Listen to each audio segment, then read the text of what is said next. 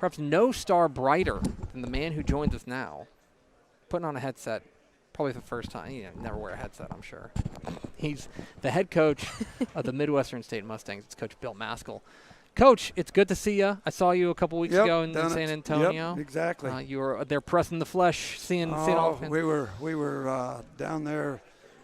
I like going to San Antonio, get a chance to eat that good Mexican food at Mia Tierra, and then the convention site is awesome. It is. I mean, for the Texas high school or the NCAA coaches convention, AFCA coaches convention there again in January. I just love San Antonio. So everyone's been here calling you the godfather of the Lone Star Conference, and I think that's rude. I think because what they're doing is they're dating you. That's not fair. Yeah, I'm not worried about it. I mean, people, it's no different than driving a car. I could care less about what kind of car I drive, who's driving this and who's driving that. And I think that's why we've had success at Midwestern, is because we focused on who we are and not what somebody else is or what somebody else does. And I don't know if you want to call it a blueprint, but we've been doing the same thing for the last 20 years, and we've improved it, I think. Actually, literally, I was in the office yesterday, and I went over looking to see how we structured our practices in the spring, and I had about 12 years there, not necessarily consecutive 12, but just kind of getting an idea how we structured our practices. And if we get back this afternoon, I'll go through the fall and do the same thing tonight. We change with the times. So none of those things. I've never been one that those things affect. I just go about who I am and let everybody else. When that happens, it's bringing attention to us. Well, it's worked. I mean, it's worked because you've won a lot, and you've been awful successful there. You've been in the Lone Star Conference now 20 years, been here a while. You're probably uniquely suited to answer this question. In your opinion, what is the state of the conference right now? It's a good question.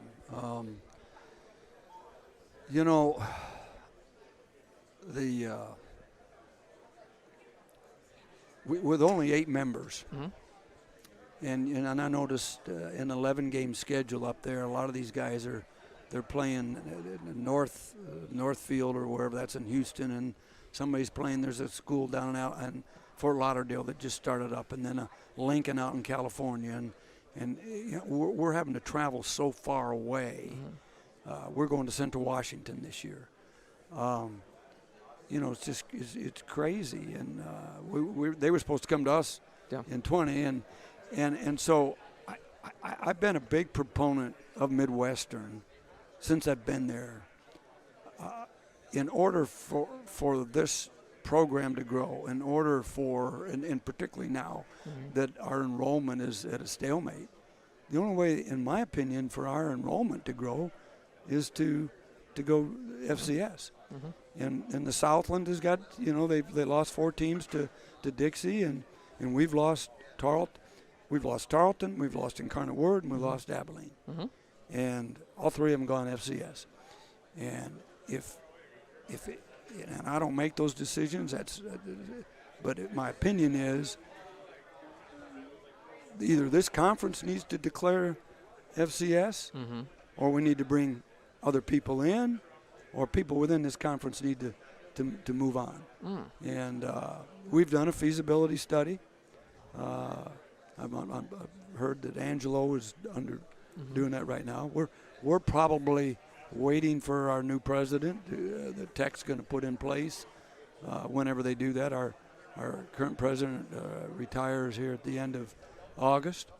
So I don't know how far Tech is involved in trying to search for that, depending on who they want to put in, and in what direction, if any, that they're going to have in us going forward. But I'd be the first to vote that we would go forward. But I don't. But I'm not gonna. I'm not afraid to speak what I feel. Sure. But I don't know that I'm going to have any clout in making that decision. Buddy, Do I know that feeling? I have a wife. Yeah. I'm well aware of that. Let me ask you a little bit about last year in 2020. You guys play the spring season. You go 1-2, plus a scrimmage. Obviously, it's as different a season as you've ever experienced. What do you think you learned about your team during this difficult, Well, last I think we season? learned a lot. Really did. Our kids were excited about as everybody was getting back, and we weren't back a week, and we got that big snowstorm, and that kept us out for a week, and then we brought our players out there to clean the snow off for a Saturday, and maybe it was a Friday and a Saturday. I can't remember. 2 days we were out there, and then we went out and practiced on that.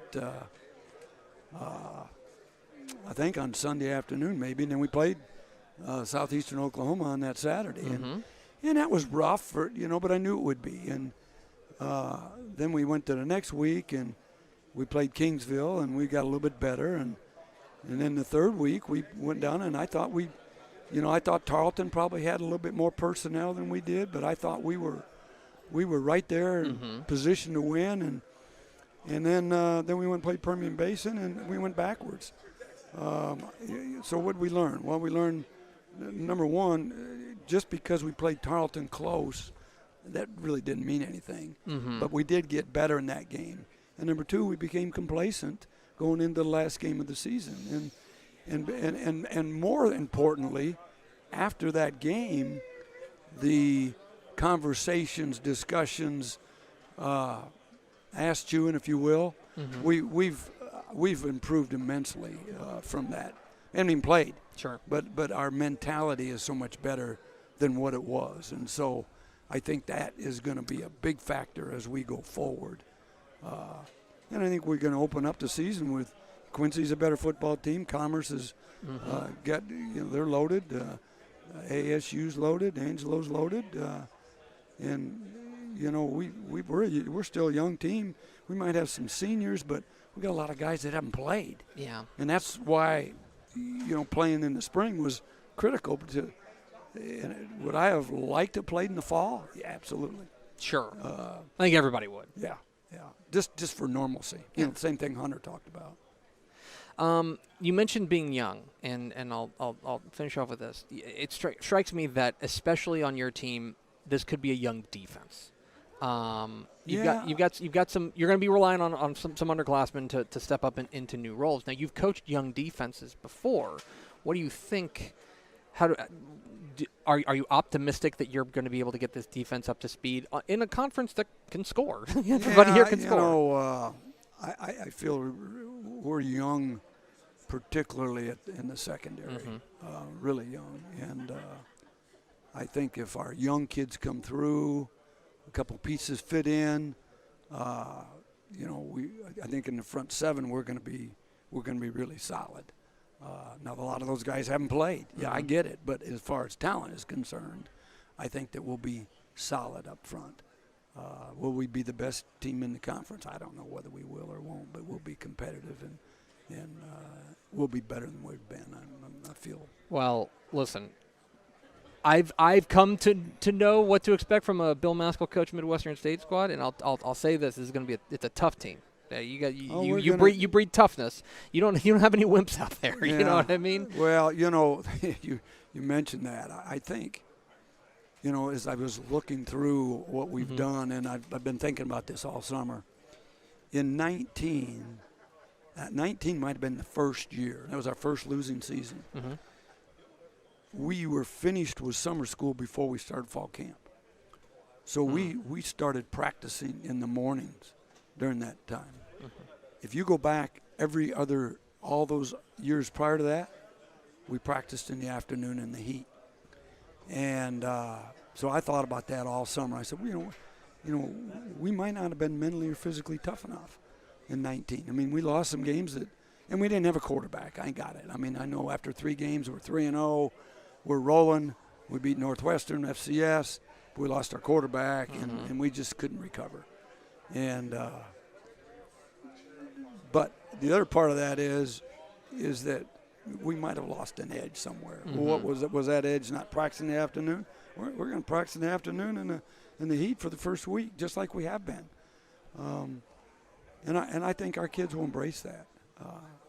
So no, I'm anxious to get us going. Our players they've been outstanding during the summer.